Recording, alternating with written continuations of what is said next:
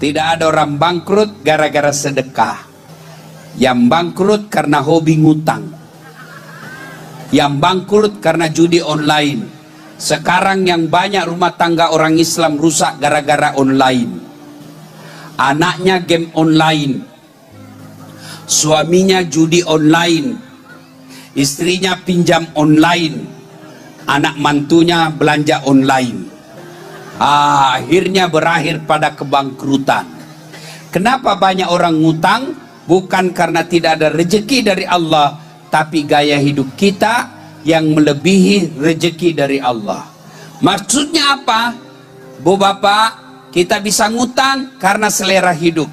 Allah kasih kita rezeki 3 juta per bulan. Agar tidak ngutang, gaya hidup pun cukup 2 juta per bulan. Allah kasih kita rezeki 3 juta per bulan, gaya hidup pun 2 juta aja per bulan. Insya Allah cukup.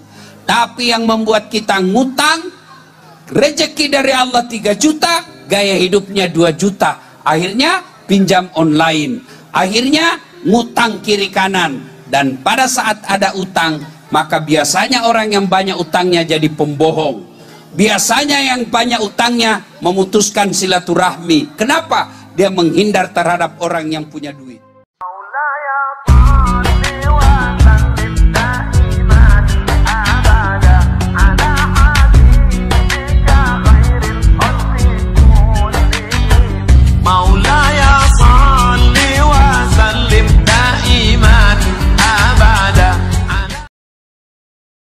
Wa qala idzan bismillahirrahmanirrahim.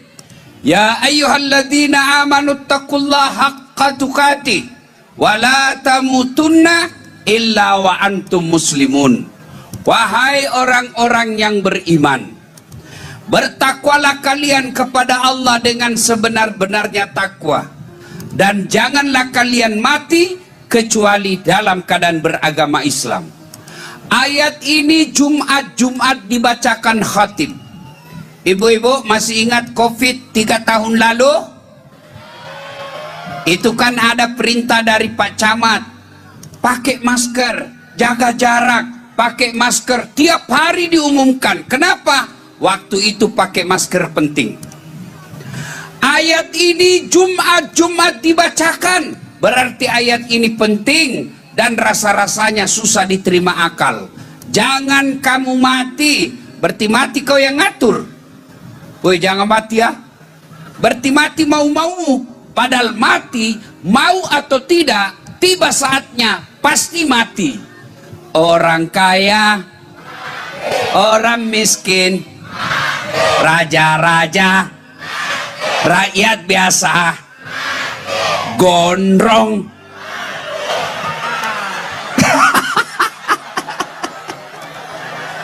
Masya Allah. Bu, saya ini sepanjang sejarah jadi pendakwah dari Sabang sampai Merauke, saya lihat ribuan kepala desa. Baru di tempat ini yang ada gondrong. Pasti ini Pak Desa spesial ini Bapak ini. Masya Allah, luar biasa ini Bapak ini. Semoga Allah lindungi Bapak ya. Orang kaya, orang miskin, raja-raja, rakyat biasa, ustadz, pelan-pelan. Kalau ustadz mati siapa ceramah? Kita, tapi kalau saya Pak, tidak ada masalah. Bapak-bapak duluan, saya belakang, boleh. Atau saya di belakang, bapak duluan, monggo. Piye kabare mas? Nje? Purole duit kera-kera apa lo? Barasa si sokoe. Nje mas? Nje. Hei, mati. Kematian bukan soal sakit. Kalau mati harus sakit, tidak ada orang sehat yang mati. Tapi berapa banyak kawan saya sehat walafiat wafat. Kalau kematian harus tua dulu, tidak ada cucu yang duluan wafat daripada kakeknya, tapi berapa banyak cucunya dulu wafat daripada neneknya. Mati itu bukan nomor urut. mati itu nomor undian. Siapa yang tiba saatnya, nih, muka-muka sakaratil maut, tiba saatnya pasti mati. Berarti yang jadi masalah bukan mati, yang jadi masalah kata Allah, illa wa antum muslimun, kecuali matimu dalam keadaan beragama Islam. Ayat ini sesungguhnya Allah ingin sampaikan, dasat, hati-hati, kamu ngaku Islam. Pak Camat, hati-hati, ngaku Islam. Pak Desa, hati-hati, ngaku Islam. Tapi belum tentu kau mati dalam keadaan beragama Islam. Insya Allah kita tidak akan mati dalam keadaan ngerampok. Insya Allah kita tidak akan mati dalam keadaan berzina. Amin. Insya Allah kita tidak akan mati dalam keadaan mabuk. Amin. Insya Allah kita tidak akan mati dalam keadaan judi. Amin.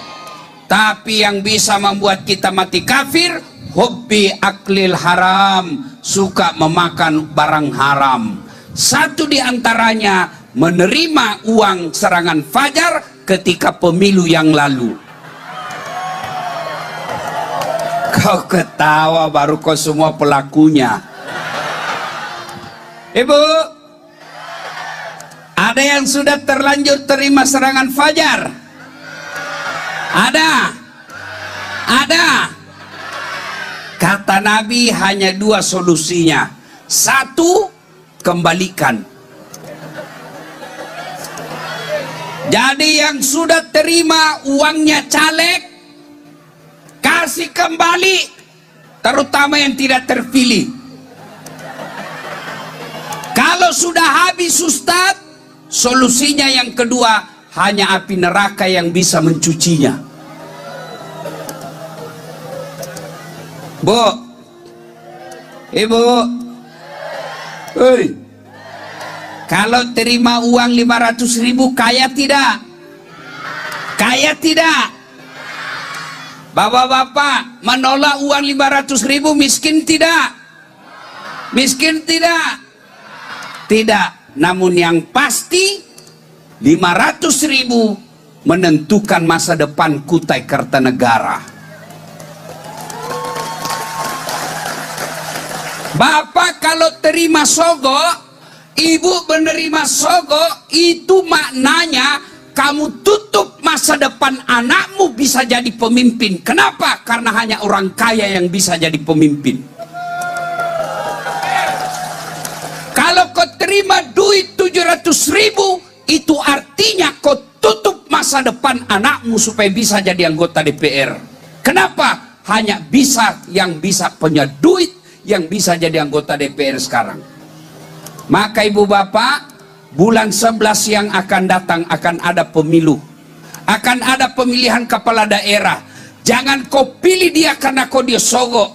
Jangan kau coblos dia karena kau disogok. Tapi pilihlah yang betul-betul bisa menyelamatkan kampung kalian, masa depan kalian di Kutai Kartanegara ini. Dari saya kuliah terkenal Kutai Kartanegara ini kaya dengan tambang. Iya toh? Banyak tambangnya. Tadi kita melewati salah satu perusahaan besar, tapi kenapa jalannya kayak jatuh saya punya kancing baju?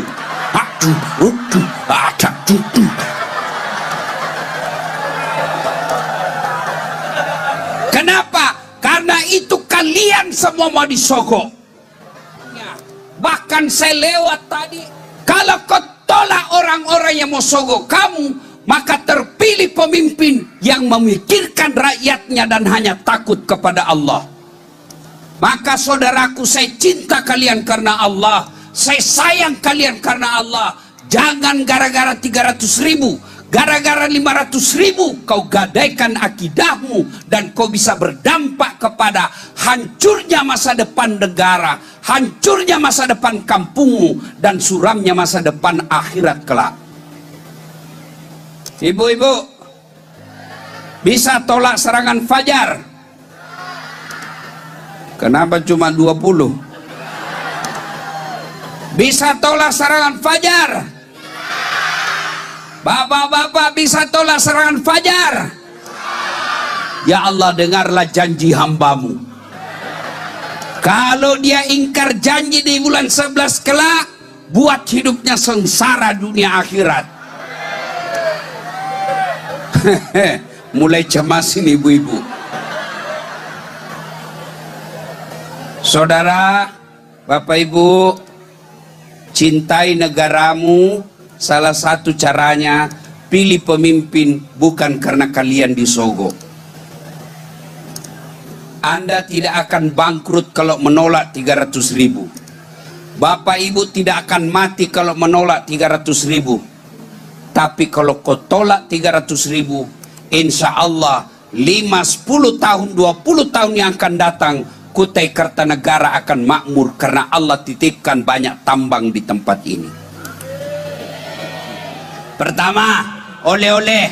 Ibu-ibu, halo? Ada ndak manusia yang tidak ada masalahnya? Ada ndak? Ada ndak? Semua kita punya masalah. Pak Desa, dulu apa masalahnya? Mau terpilih, ya kan? Sudah terpilih, selesai masalahnya? Nggak, mau 2 periode, iya kan? Ayo, Pak Camat, apa masalahnya? Mau jadi kepala dinas. Sudah kepala dinas, selesai masalahnya? Mau jadi sekda. Sudah jadi sekda, selesai masalahnya? Mau jadi bupati. Sudah jadi bupati, mau 2 periode. Sudah 2 periode, ditangkap KPK. Iya toh? Semua kita punya masalah. Ayo, waktu menikah, apa masalahnya? Mau punya rumah. Sudah punya rumah, selesai masalahnya? Mau punya anak. Sudah punya anak, apa masalahnya? Mertuanya ikut campur.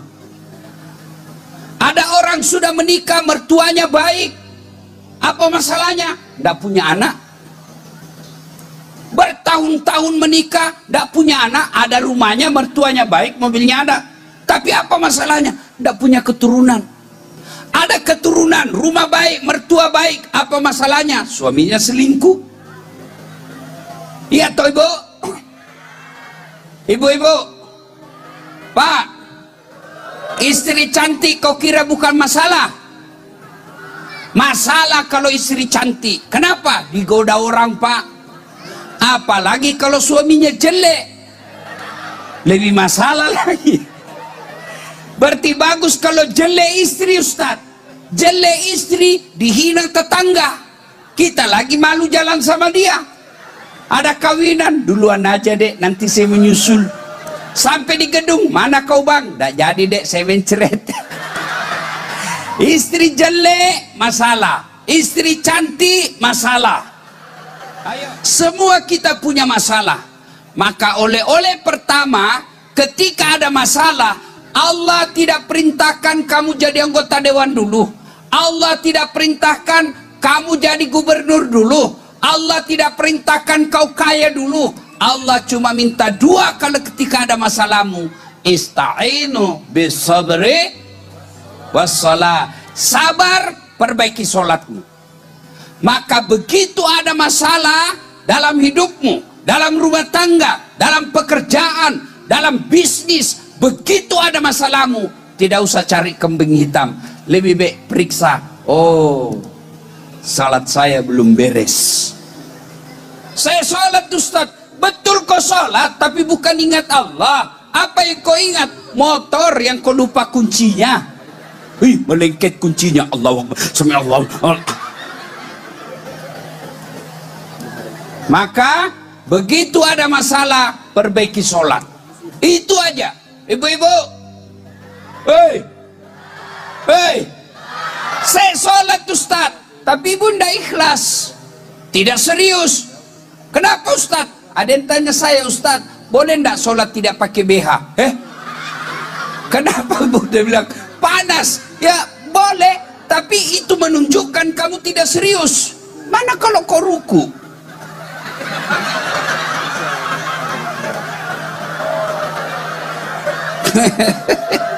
Hei, Bu, Ibu, coba Ibu menghadap sama Pak Kades tidak pakai.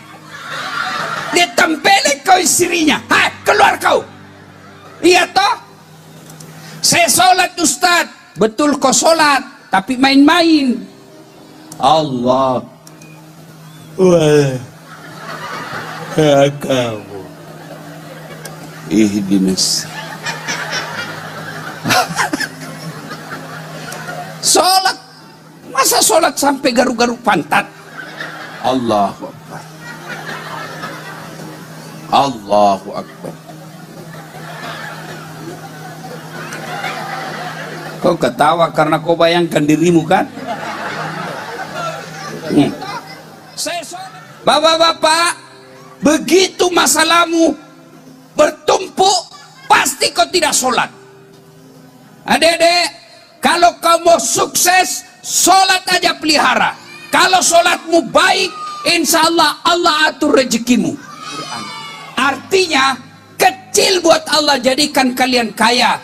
Kecil buat Allah jadikan kalian tentara. Kecil buat Allah jadikan kalian lulus polisi. Yang penting Allah minta perbaiki sholatmu. Saya sholat Ustaz, rajin sholat Ustaz. Kenapa Allah tidak kasih saya? Percaya apa yang kamu minta tidak baik. Sudah rajin sholat Ustaz, berjamaah aja di masjid, sholat sunnahnya setiap malam. Tapi saya minta, kok Allah tidak kasih? Percaya apa yang ibu minta tidak baik. Ya Allah, mudah-mudahan tahun ini suamiku bisa beli mobil. Tiap malam ibu sholat tahajud, pagi ibu sholat duha. Kok Allah tidak kasih? Allah tahu kalau ada mobilnya dipakai tabrakan suamimu.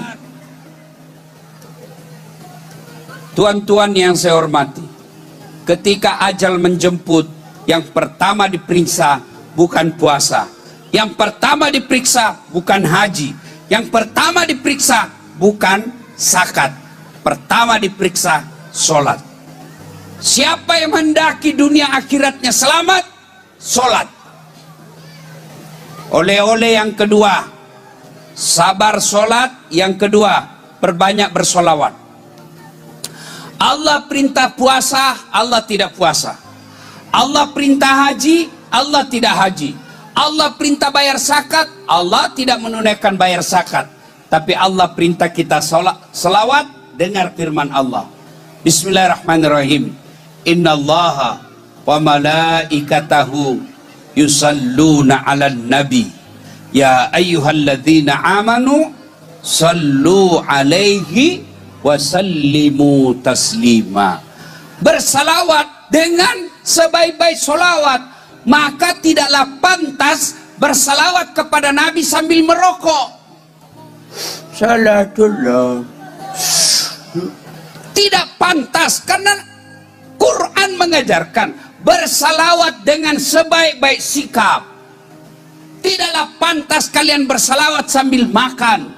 Tidaklah pantas kalian bersalawat sambil bercerita ngalor ngidul. Bersalawat kata Allah, yusalluna 'alan nabi. Ya ayyuhalladzina amanu sallu 'alaihi wa sallimu taslima. Bersalawat. Apa keutamaan solawat? Satu, ada yang tanya, Ustaz, kenapa doaku tidak dijabah? Saya berdoa setiap saat, kenapa doaku tidak dijabah? Salah satu sebabnya tidak bersalawat. Karena dalam hadis Nabi jelaskan, siapa yang berdoa tidak diawali dengan salawat dan tidak diakhiri dengan salawat, maka doanya tergantung antara langit dan bumi. Maka mulai besok praktekkan Bapak Ibu sekalian, kalau mau berdoa salawat dulu. Ya Nabi salam alaik, ya Rasul salam alaik, ya Habib salam alaik, salawatullah alaik.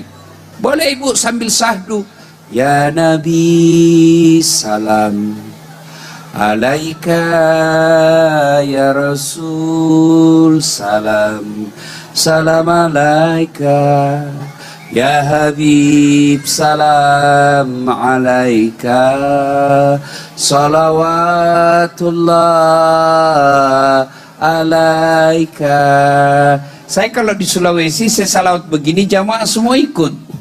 Di sini dilihat saya. Kau kira saya nyanyikan kau?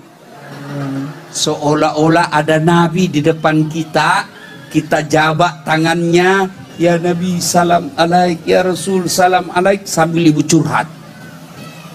Ya Allah, saya punya hajat yang besar. Engkau melarangku meminta kepada selain Engkau ya Allah, maka aku datang menghadap kepadamu, meminta kepadamu. Ud'uni astajib lakum, katamu ya Allah, berdoa kepadaku maka aku akan kabulkan. Maka aku datang kepadamu ya Allah. Ya Allah, berikan kelulusan anak saya. Ya Allah, sembuhkan penyakit saya. Ya Allah, tambahkan rezeki saya ya Allah. Engkau melarangku meminta kepada selain Engkau, maka aku datang meminta kepadamu. Ya Allah, inilah doa saya, kabulkan ya Allah. Subhana rabbika rabbil izzati amma yasifun, wassalamun walhamdulillahi rabbil alamin. Ustaz, kenapa usap wajah kalau selesai doa? Karena itu yang lebih pantas. Amin ya rabbal alamin. Masa ibu berdoa amin ya rabbal alamin? Bisa bapak bayangkan. Sekarang pikir, kenapa doaku? Oh, berarti selama ini saya tidak bersalawat. Awali doa salawat, akhiri dengan salawat. Yang kedua, kehebatan salawat tadi, ibu bapak, nanti di akhirat ketika ditimbang pahala kita, ketika masuk salawat itu, maka salawat itu akan memperberat timbangan kebaikan, sehingga dosa-dosa tadi yang berat terkalahkan oleh salawatnya Rasulullah Muhammad kepada Rasulullah Muhammad sallallahu alaihi wasallam. Adik-adik, mau ujian salawat. Jadi tidaklah salah guru-guru kita, ulama-ulama kita dulu menganjurkan, jika ada yang kau inginkan, salawati dia. Adik-adik cowok, ada cewek yang kau senang, kamu mau sama dia, dia juga mau muntah lihat sama kamu. Kau bayangkan wajahnya, kau duduk selesai sholat duha, selesai sholat hajat, bayangkan wajahnya, salawati dia. Ya Nabi salam alaik ya Rasul. Gadis, jangan istrinya orang kau salawati. Bersalawat. Ada sesuatu yang kau inginkan, mau beli motor, mau beli mobil, sudah ada rezekimu tapi tidak cukup, salawat kepada Allah, salawat kepada Nabi, biar Allah yang cukupkan. Ibu-ibu, ada suamimu kasar, salawati ketika dia tidur. Dia tidur ibu, salawati. Allahumma sholli ala sayyidina Allahumma sholli. Tiba-tiba bangun, apa kau? Tidak, saya sayang kau mas, aku salawati jidatmu supaya kau berhenti marah-marah. Begitu juga bapak-bapak, kalau istrimu suka ngomel, salawati.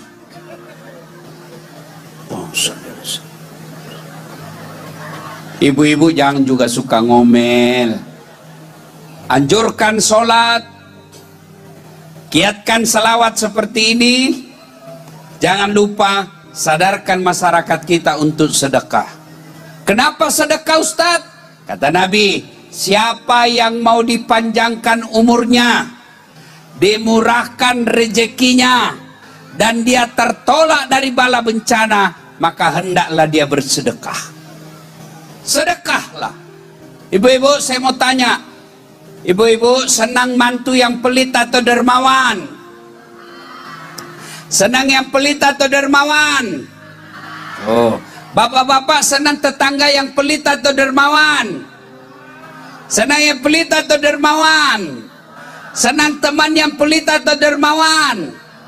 Tuh, tidak ada orang suka orang pelit.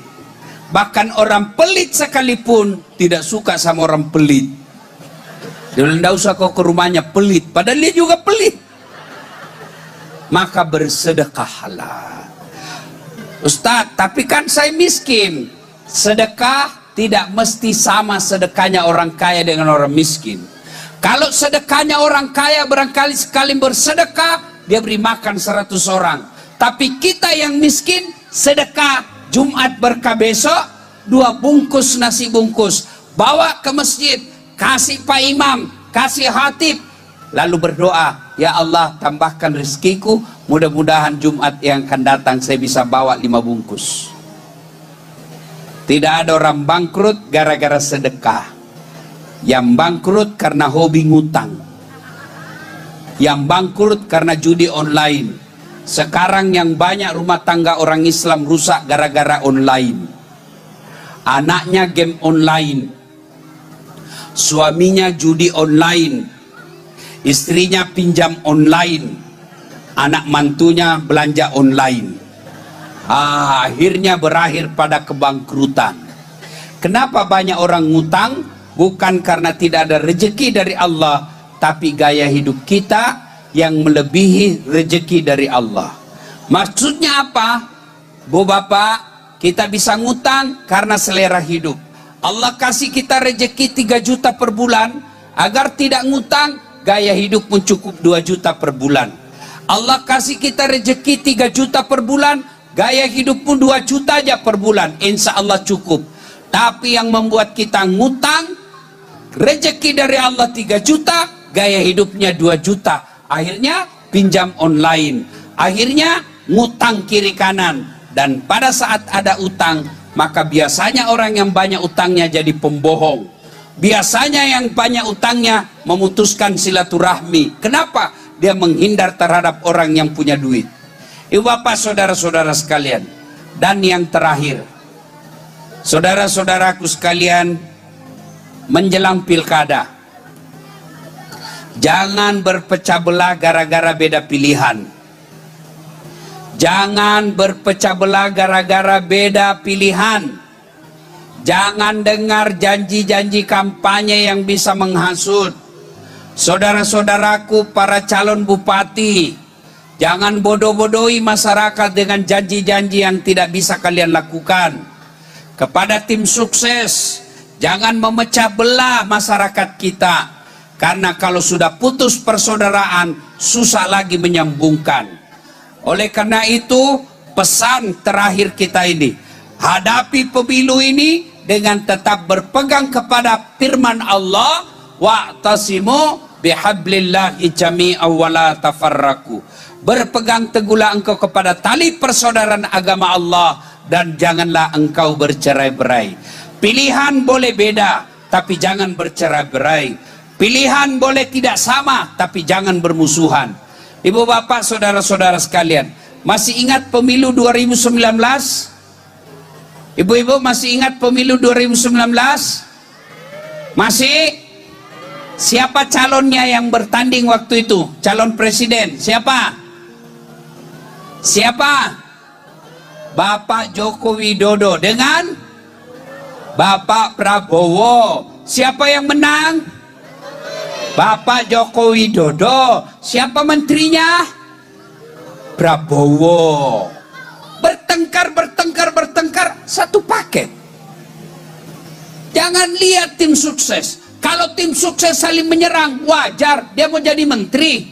Tim sukses saling menjelek-jelekan, wajar dia mau dapat proyek. Tapi kalian yang bertetangga 2019 sampai sekarang masih baku musuh. Itulah yang disebut beleng-beleng.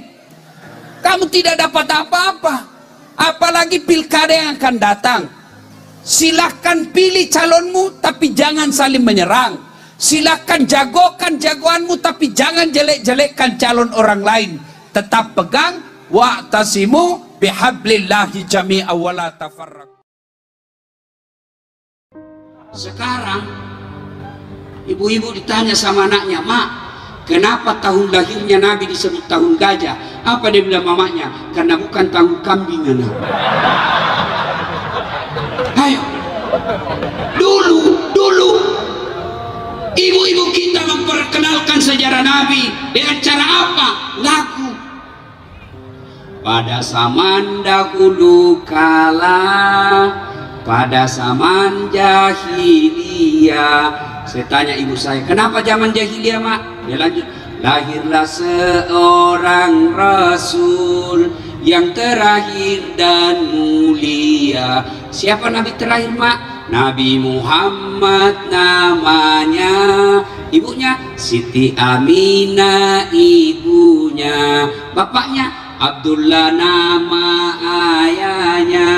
Di mana tinggal? Di Biran atau Loksmawe?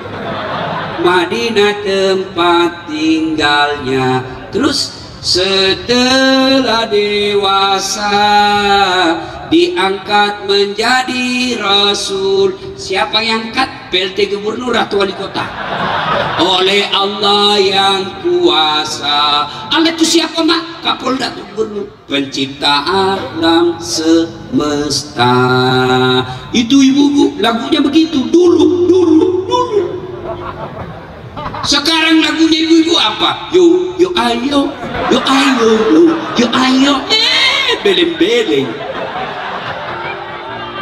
Ayo, katanya majelis taklim tiap bulan dengar pengajian, seragamnya cantik, tapi lagunya apa? Olahraga campur-campur laki-laki perempuan. Silahkan olahraga, tapi jangan campur-campur laki perempuan. Olahraga di kantor wali kota di depannya, laki-laki di belakang, ibu-ibu di depan, bajunya sempit, roknya sempit, nyanyilah dia. Satu, ibu-ibu di depan, dua, tiga, bapak-bapak di belakang, empat. Mana tidak hancur? Yang ketawa saya serius ini. Hanya putar ke kiri, no, kanan ke kanan, beleng-beleng.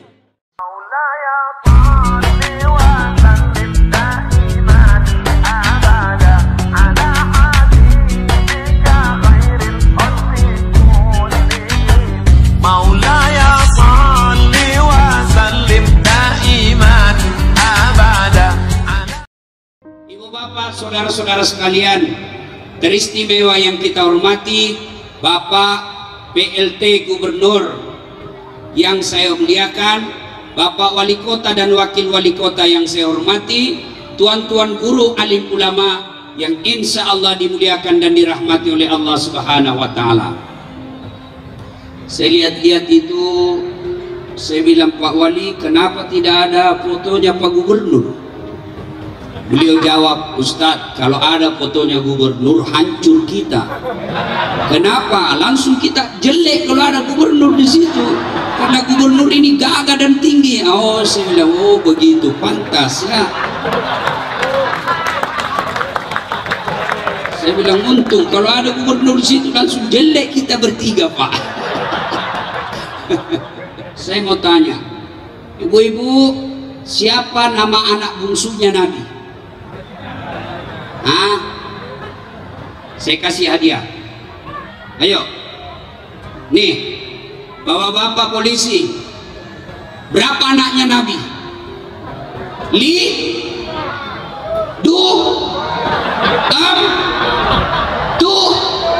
Bingung aku?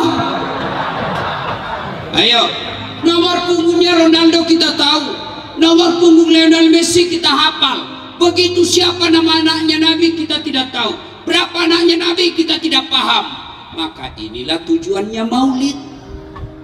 Kita datang dengar cerita. Untuk apa? Setelah kita dengar cerita, kita paham. Setelah paham, kita berdoa. Mudah-mudahan yang kita tahu bisa kita contoh dalam kehidupan sehari-hari. Makanya tidak mungkin kita bisa contoh Nabi kalau sejarah Nabi kita tidak tahu. Saya dari Sabang sampai Merauke, sampai ke luar negeri, saya pergi ceramah maulid ke New York, ke Italia, semua temanya sama. Dengan maulid kita mencontoh Nabi. Bagaimana kita mau mencontoh Nabi kalau sejarah Nabi kita tidak tahu?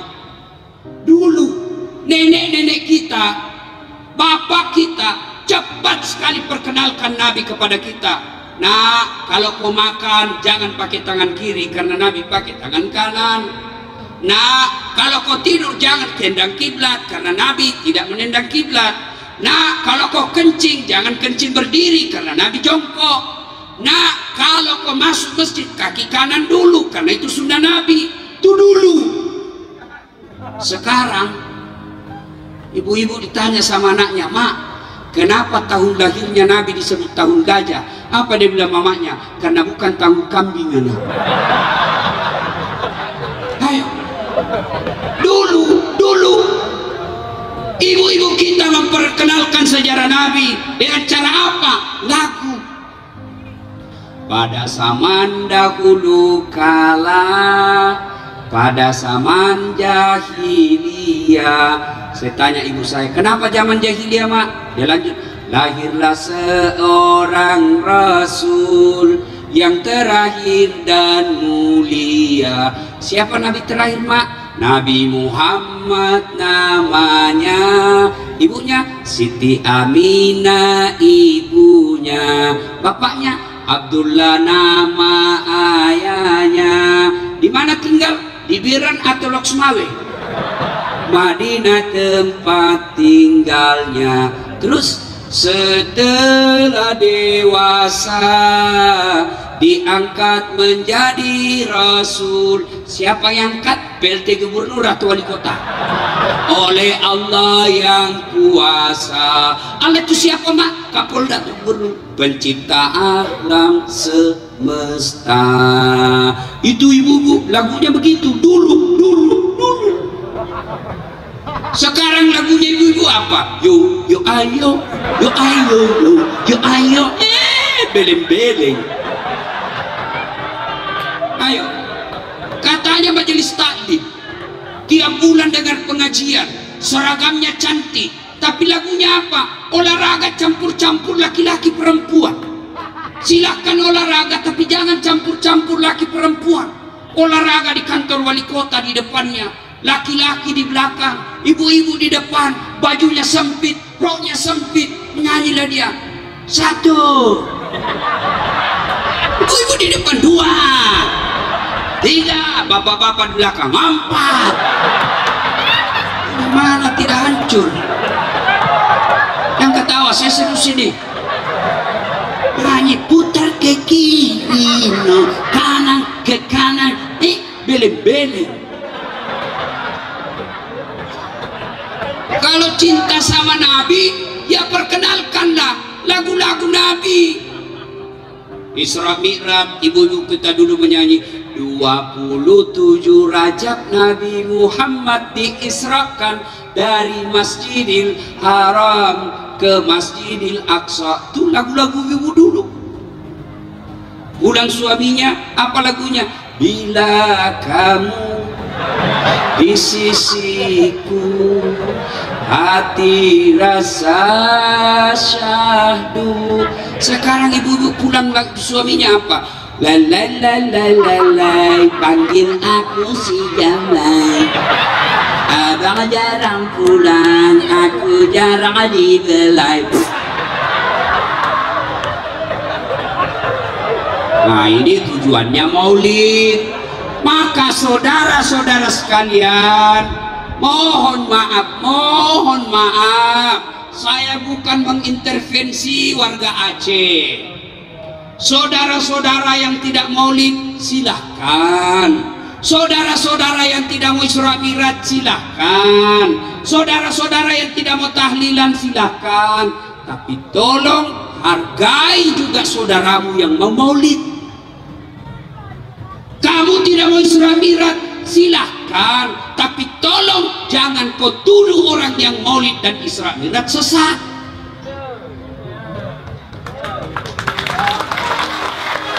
Saya sudah melihat Pak di Sulawesi, sedih saya lihat orang Aceh ribut di masjid. Sama-sama kita orang Islam.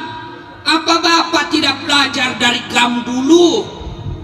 Ribut kita ke GAM ditembak sama tentara, kita tentara ditembak sama GAM. Apa Bapak tidak capek ribut seperti itu? Sekarang kalau alasanmu tidak pada sama Nabi, nih sini dulu. Nabi dari Madinah ke Makkah pakai haji, pakai apa? Onta. Berarti yang pakai pesawat bid'ah. maka silakan kau dari Loksmawe ke Jeddah Neonta 17 tahun dah sampai kau dongok. Ini kita ribut. Saudaraku, mari saling memahami. Kita tahun 90 ke bawah, 2000 ke bawah, orang berbeda pendapat tidak ribut. Tidak ada saling memaki, tidak ada saling menghina di mimbar. Dulu saya kecil, sholat subuh, Allahu Akbar. Tiba-tiba di samping saya tidak kunut. Oh, kita cuma dalam hati, Muhammadiyah. Selesai. Iya toh? Orang meninggal, tidak tahlilan malamnya, Muhammadiyah. Selesai. Kita tidak ribut. Ini sekarang la haula wala quwwata illa billah. Saya berharap saudara-saudara sesama muslim, mari saling menghargai. Kalian sesama muslim, wa'tasimu bihablillahi jami'a wa la tafarraqu. Berpegang teguhlah engkau kepada tali agama Allah dan janganlah engkau bercerai-berai. Belajar sunnah bagus, belajar tafsir hebat, tapi kalian belajar tafsir, belajar sunnah hanya mencari-cari dalil menyerang sesama muslim, mengkafir-kafirkan sesama muslim. Nabi jelaskan baunya surga kau tidak dapat. Hilangkan, jangan lagi ribut gara-gara perbedaan mazhab.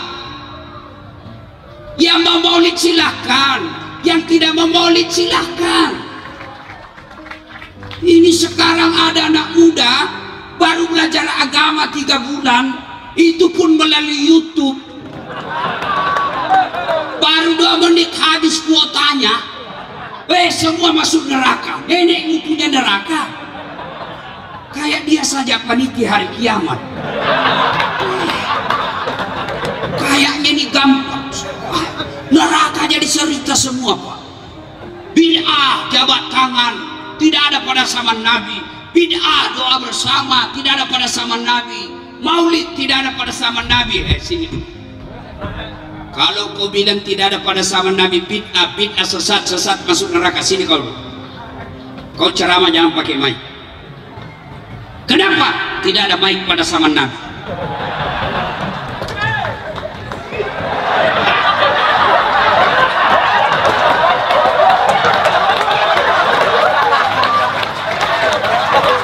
Ini bid'ah, tidak ada pada zaman Nabi. Kalau begitu kau katakan beda, jangan kau ceramah pakai medsos. Tidak ada pada zaman Nabi. Nabi dakwah, makin hari makin banyak pengikutnya, dibully, dimaki, disiksa. Akhirnya kafir Quraisy mulai stres, rapat. Abu Jahal berkata, saudara-saudara sekalian, ini Muhammad makin hari makin banyak pengikutnya. Kita apain ini Muhammad? Ketua sidang, ya kita sogo aja, kasih duit, kumpul, kasih Muhammad. Apa kata ketua sidang? Mohon maaf, Muhammad bukan pejabat Indonesia, kasih uang habis perkara. Ada begitu di sini. Hati-hati, pilkada banyak yang menyebarkan duit. Saudaraku, perbaiki ini Aceh dengan menolak politik uang ketika pilkada. Jangan mau disogok. Kalian disogok 300.000, kalian tidak akan kaya. Tapi percaya dengan 300.000 itu merusak sistem yang ada di negara kita. Lalu ada lagi yang usul, bagaimana kalau kita kirim perempuan paling cantik, suruh goda Muhammad? Apa kata ketua sidang? Mohon maaf, Muhammad bukan pejabat Indonesia, kasih perempuan cantik hijau matanya. Kalau begitu diapain? Ya sudahlah, bunuh. Kapan? Tidak usah lama-lama, sebentar malam. Setuju? Setuju. Rapat dinyatakan rahasia, tidak boleh ada yang bocorkan. Siapa yang bocorkan, kita pancung. Setuju? Ketuk palu. Pulang peserta rapat, ternyata ada peserta rapat, dia cerita ke istrinya. Bu, apa? Rahasia, jangan ngomong apa? sebentar malam Muhammad mau dibunuh, tapi jangan ngomong, kau yang saya kasih tahu. Aman Pak, rahasia terjamin.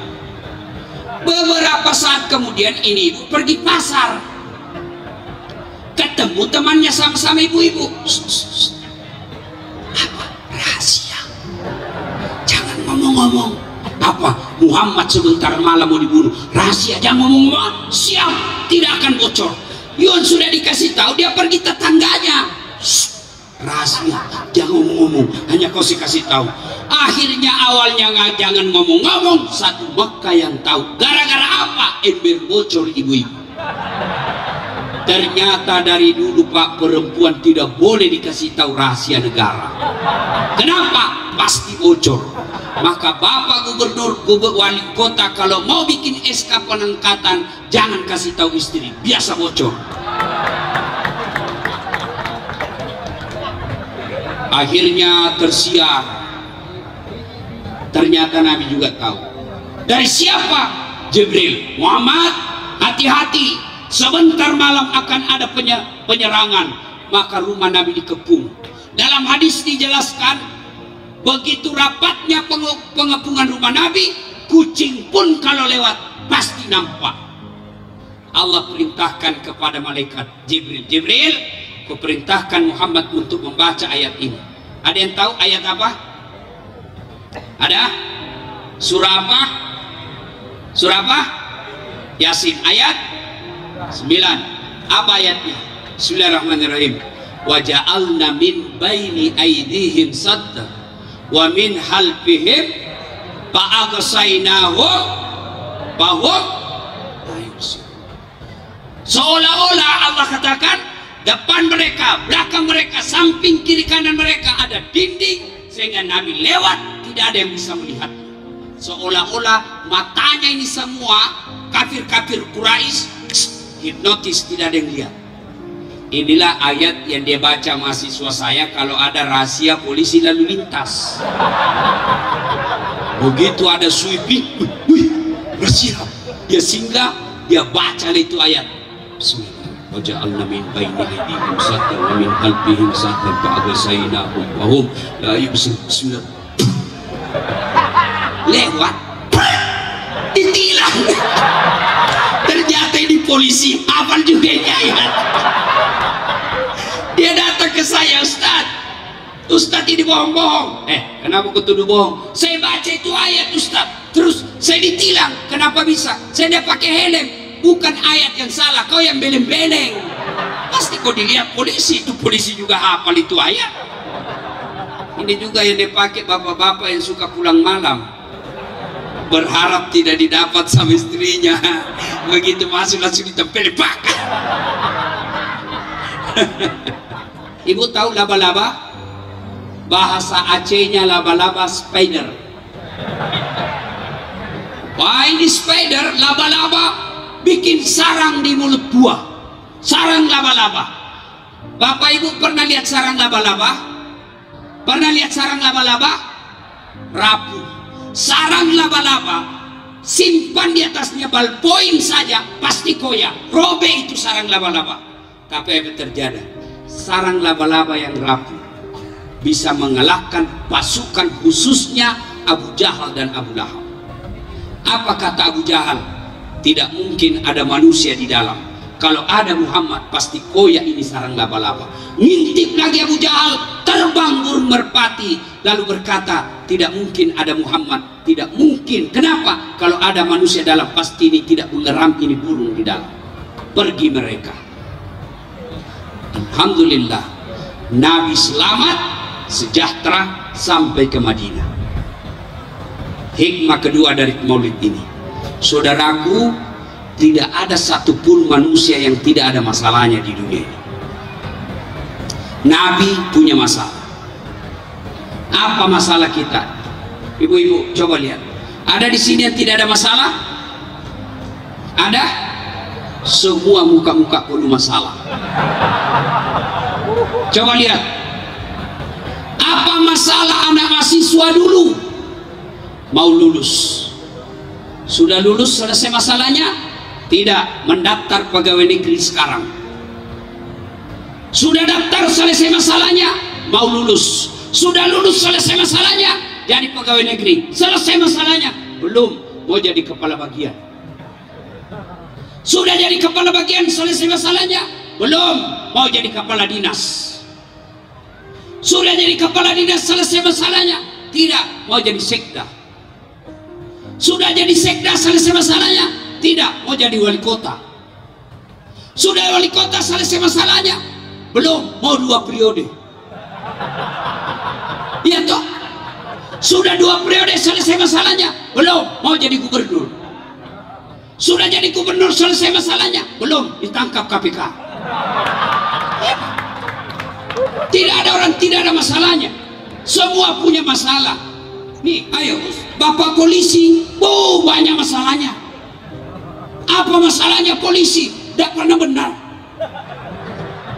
Coba lihat, di rumah dimaki-maki sama istri, memang di warung kopi orang datang baik-baik, semua orang nyinyir, mau lagi dibayarkan, mau dibayarkan ya. Sampai di kantor dimaki sama komandan, siap salah Pak, siap salah, siap salah, bodoh, siap salah. Sampai di rumah dimaki-maki, kenapa kau tidak lawan, bodohin, apa mau dilawan, dari Kapolda. Coba, semua punya masalah. Tentara ada masalah, gubernur PLT ada masalah, wali kota ada masalah, anggota DPR paling banyak masalahnya. Maka ketika ada masalah, Nabi mengajarkan ayat Quran. Man yattaqillah, barang siapa yang bertakwa kepada Allah, yaj'allahu makhraja, Allah yang selesaikan masalahnya. Apakah orang yang bertakwa tidak ada masalahnya? Tidak mungkin, semua punya masalah. Lalu apa bedanya?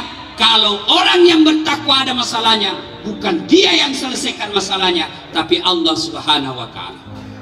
Saudaraku pegawai negeri, tidak usah kau cari muka sama wali kota untuk dapat jabatan. Capek cari muka sama wali kota. Siapa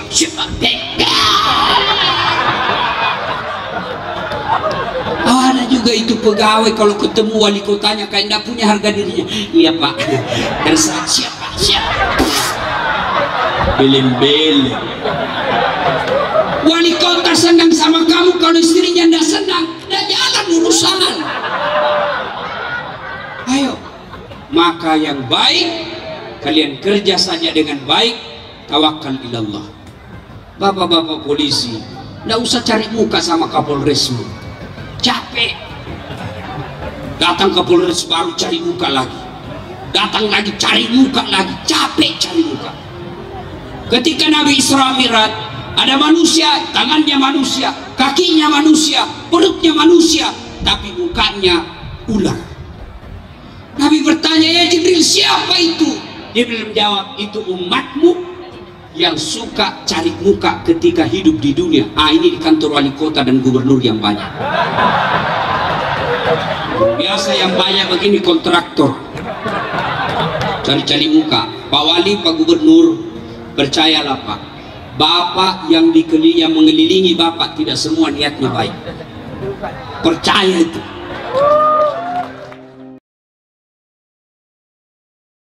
Satu, perbaiki sholat. Ya, adik-adik, sholat aja deh. Kecil buat Allah kasih kau apa yang kau mau. Ya, kau mau bini cantik, jangan kau pacaran, menyita waktu, galau. Dari mana datangnya cinta? Dari Facebook turun ke WA. Dari mana datangnya kecewa? Setelah ketemu ternyata berbeda. Gak usah kau pacaran, habis waktu bikin galau. Satu, perbaiki sholatmu. Ibu-ibu, ada masalahmu? Bohong kalau tidak ada. Semua ada masalah. Ini bapak-bapak di sini, muka-muka penuh masalah semua saya lihat ini. Mana ada manusia tidak ada masalahnya? Ada yang sudah menikah, sudah 2 anaknya masih ngontrak-ngontrak. Ada yang punya rumah tapi tidak punya anak lagi masalahnya. Ada lagi sudah punya rumah, sudah punya anak, anaknya lagi narkoba.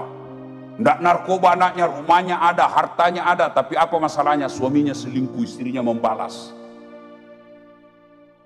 Ini Pak Wali. Ibu bapak pikir tidak ada masalahnya? Besar juga masalahnya ini. Apa? Mau 2 periode? Ya, iya toh Pak? Iya, ada orang tidak ada masalahnya. Ini lagi ceramah. Pian pikir kada ada masalah? Banyak. Apa masalahnya Pak Ustadz? Banyak janda-janda curhat. Hihihi.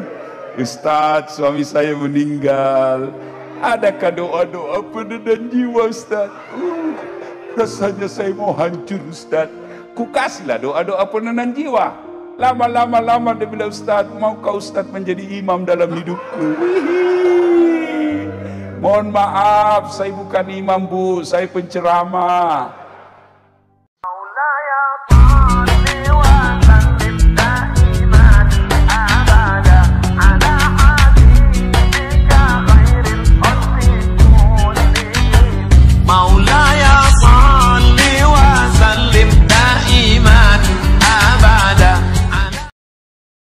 Nah, pada tablik akbar kali ini saya mau kasih oleh-oleh bawa pulang.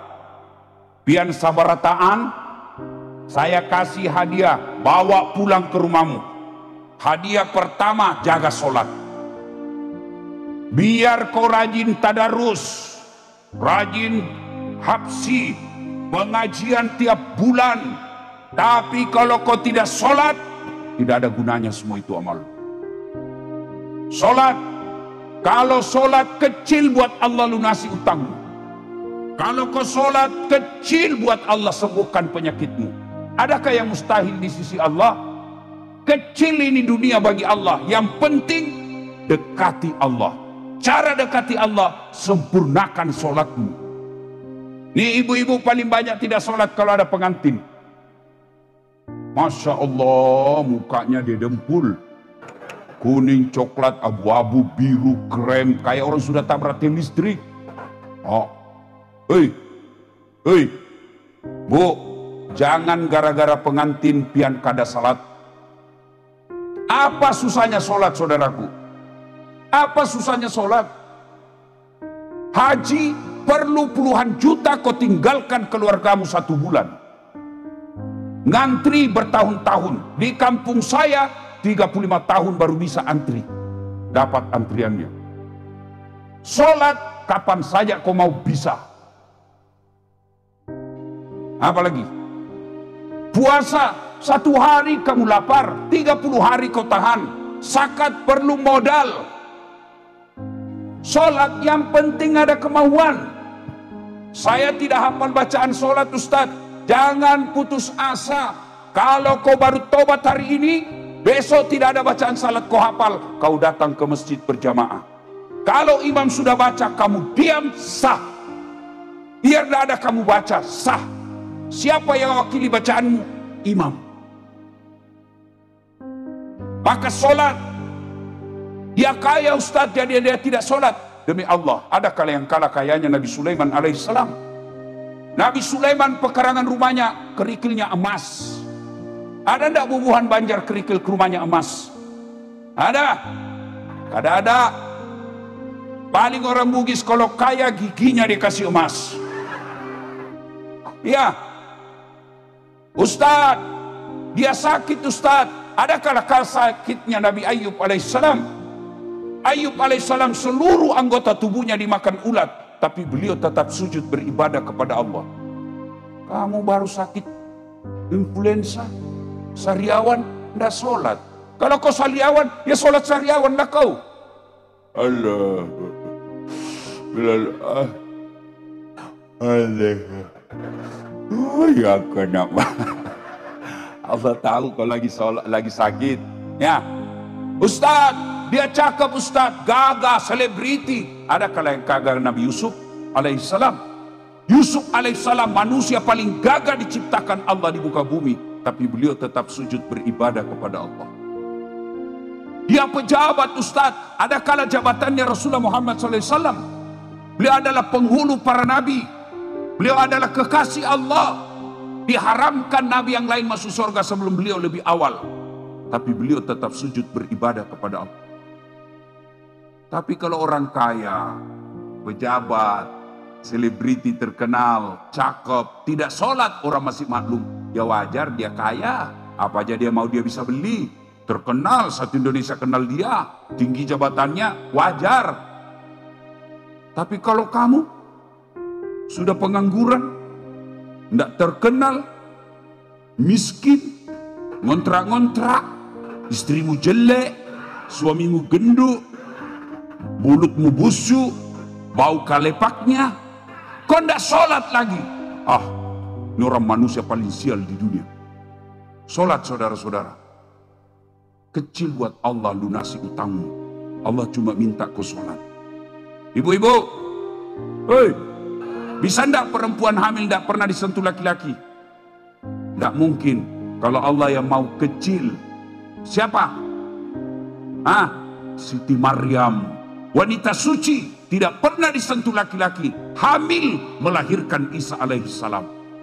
Cuma sekarang banyak juga yang mau saingan Siti Maryam. Hamil kada ada suaminya, beleng-beleng. Hei, Pak, bisa ndak manusia hidup dalam perut ikan? Bisa?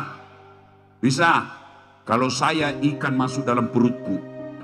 Tapi kalau Allah berkehendak, Yunus alaihissalam 40 hari dalam perut ikan keluar dengan selamat. Kecil buat Allah selamatkan kamu. Bu, bisa ndak manusia hidup kalau dibakar dalam api yang sangat besar? Ndak mungkin kata akal sehat. Kalau Allah yang mau, Ibrahim alaihissalam dibakar dalam api yang sangat besar, justru keluar kedinginan. Nggak ada yang mustahil bagi Allah. Maka kalau kamu mau dapat dunia, perbaiki sholatmu. Kenapa hidupku susah? Karena kau tidak beres sholatmu. Kenapa bisnis selalu gagal? Sholatmu tidak beres. Saya sholat Ustadz, betul kau sholat tapi tidak ikhlas. Ayalah sholat, asar lagi. Barusan kita sholat duhur, betul asar lagi karena 2:30 kau baru sholat duhur. Yang ketawa, saya serius ini. Hei, saya sholat Ustaz, betul kau sholat tapi main-main. Allah Akbar. Iyyaka na'budu wa iyyaka nasta'in. Ihdinas siratal mustaqim. Siratal. Siapa ajar kau sholat? Kau ketawa karena membayangkan diri sendiri toh. Ada juga orang sholat kayak ditiup angin, Pak. Allahu Akbar.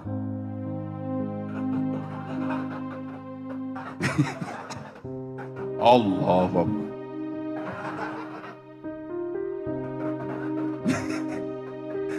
Malah ada yang tanya saya, Ustaz, bolehkah? Ibu-ibu tanya saya, Ustaz, bolehkah sholat tidak pakai BH?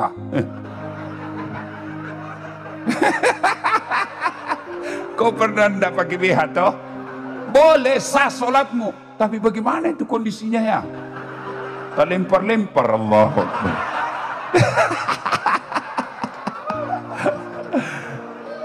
Iya. Bapak-bapak tanya, Ustaz, panas nah, boleh tidak pakai celana dalam? Boleh tapi Allah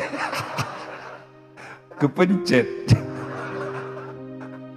Ya, ya pantas kau sholat tapi tidak, Allah tidak perkenankan karena kamu main-main. Saya sholat Ustaz, tapi cara wudhumu sudah tidak beres.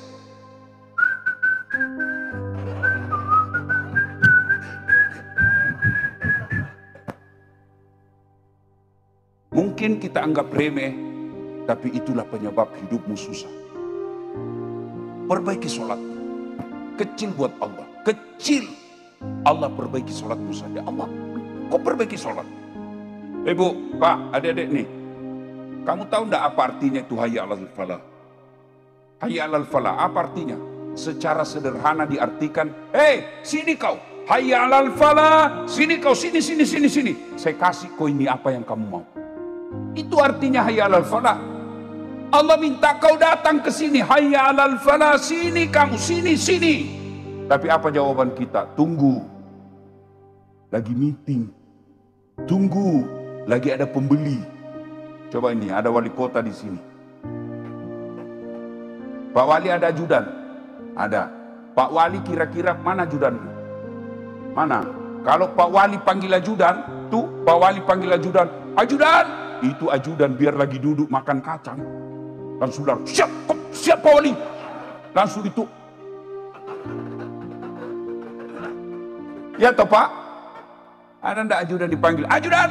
Tunggu dulu Pak, Bapak ndak lihat saya sibuk. Wah, injak lehermu. Iya. Padahal wali kota paling lama 10 tahun. 2 periode kalau beruntung. Iya. Lalu takutnya manusia kepada wali kota. Allah yang abadi, tidak pernah hancur, tidak pernah mati, yang memberikanmu umur, yang memberikanmu kesehatan, kamu tidak hormati. Allah panggil kamu, hayya 'alal falah, sini kamu. Kau jawab, tunggu. Suruh tunggu lalu kau tidak datang. Mulai pagi kau dipanggil subuh, hayya 'alal falah, sini. Tunggu sampai maghrib kau tidak datang. Maka pantas hidupmu susah. Pantas 30 tahun kau cari harta, setengah mati kau cari harta, sampai sekarang kau tidak bisa lepas dari kredit. Satu, perbaiki sholat. Ya, adik-adik, sholat aja deh. Kecil buat Allah kasih kau apa yang kau mau. Ya, kau mau bini cantik, jangan kau pacaran, menyita waktu, galau. Dari mana datangnya cinta? Dari Facebook turun ke WA. Dari mana datangnya kecewa? Setelah ketemu ternyata berbeda. Tidak usah kau pacaran, habis waktu bikin galau. Satu, perbaiki sholatmu. Ibu-ibu, ada masalahmu? Bohong kalau tidak ada. Semua ada masalah. Nih bapak-bapak di sini, muka-muka penuh masalah semua saya lihat ini. Mana ada manusia tidak ada masalahnya? Ada yang sudah menikah, sudah 2 anaknya masih ngontrak-ngontrak. Ada yang punya rumah tapi tidak punya anak lagi masalahnya. Ada lagi sudah punya rumah, sudah punya anak, anaknya lagi narkoba. Nggak narkoba anaknya, rumahnya ada, hartanya ada, tapi apa masalahnya? Suaminya selingkuh, istrinya membalas. Ini Pak Wali. Ibu bapak pikir tidak ada masalahnya? Besar juga masalahnya ini. Apa? Mau 2 periode? Iya. Iya toh Pak?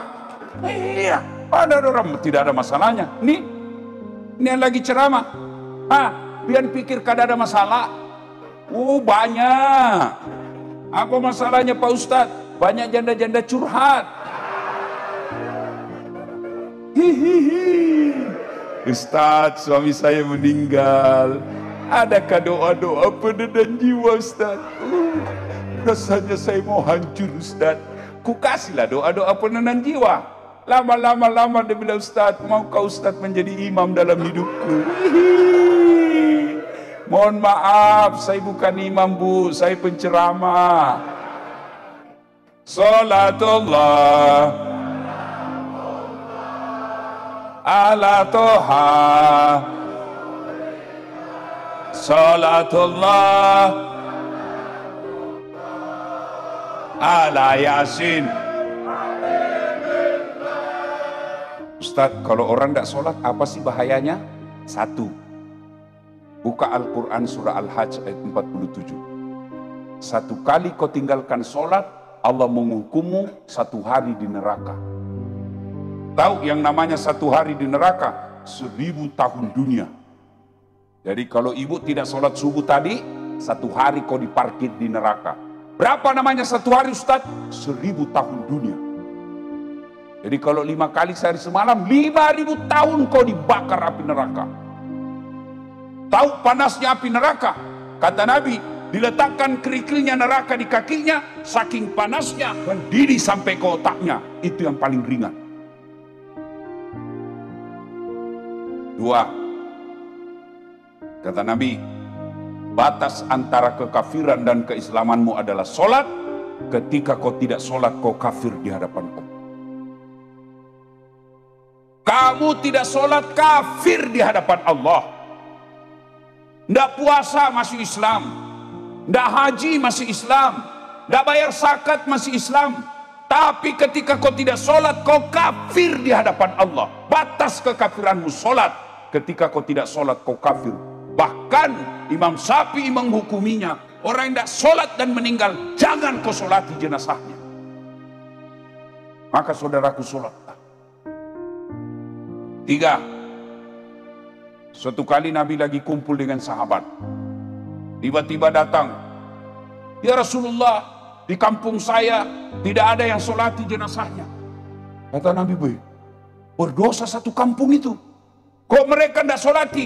Ya Rasulullah, mukanya seperti mulutnya, mulut seperti moncong babi.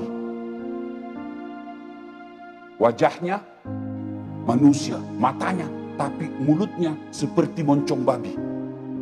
Nabi penasaran, betul tidak? Dilihat, betul. Nabi doakan, berubah kembali jadi manusia. Setelah disolati, kembali seperti semula. Nabi katakan, apa boleh buat? Makamkan dia seperti ini. Hati-hati. Apa alasanmu tidak sholat? Saya tidak bisa berdiri, Ustaz. Kau duduk. Tidak bisa duduk, Ustaz. Baring. Tidak bisa baring. Sholat pakai isyarat. Tinggallah matamu saja, kau kasih goyang-goyang. Allahu Akbar. Sami Allah. Tidak bisa juga begitu, Ustaz. Kau sholat dalam hati. Mana yang disebut sholat dalam hati? Semua bacaan sholatmu kau baca dalam hati. Lagi ruku, bayangkan doa ruku, baca doa ruku. Lagi sujud, bayangkan kau lagi sujud, baca doa sujud. Itu namanya sholat dalam hati. Saya tidak bisa sholat dalam hati, Ustaz. Gampang, cari kain putih, bungkus, bawa dikubur.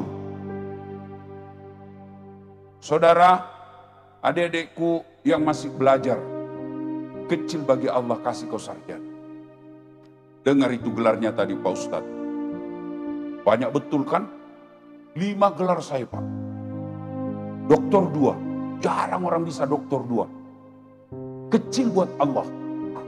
Perbaiki aja sholat. Ibu-ibu, jangan cemas kalau anakmu hanya kerja jual botol, bensin-bensin di pinggir jalan. Tidak usah kau malu. Tapi kau cemas kalau anakmu tidak sholat. Ya, sholat. Kalau sholatmu baik, insya Allah Allah kasih kamu. Mana ada orang di penjara karena rajin sholat? Demi Allah, kalau sholatmu baik, Allah sejahterakan hidupmu. 1, perbaiki sholat. 2, ibu bapak, saudara-saudara sekalian, jangan pernah berhenti berdoa. Minta kepada Allah.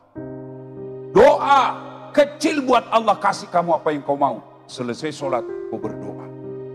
Doa tidak harus bahasa Arab.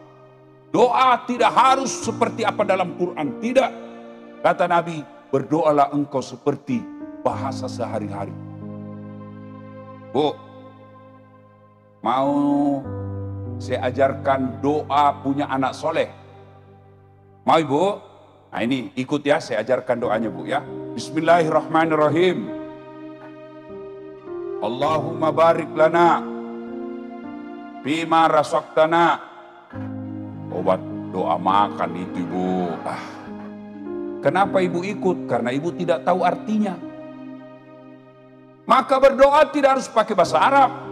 Boleh pakai bahasa Banjar. Boleh pakai bahasa Bugis. Boleh pakai bahasa Jawa. Pakai bahasa apa saja. Daripada kau pakai bahasa Arab, tidak tahu artinya, bingung malaikat. Apa maksudnya ini Ibu? Dia mau doa minta hujan, ternyata doa yang dia baca doa minta jodoh. Tidak harus bahasa Arab. Bahkan boleh berdoa pakai isyarat.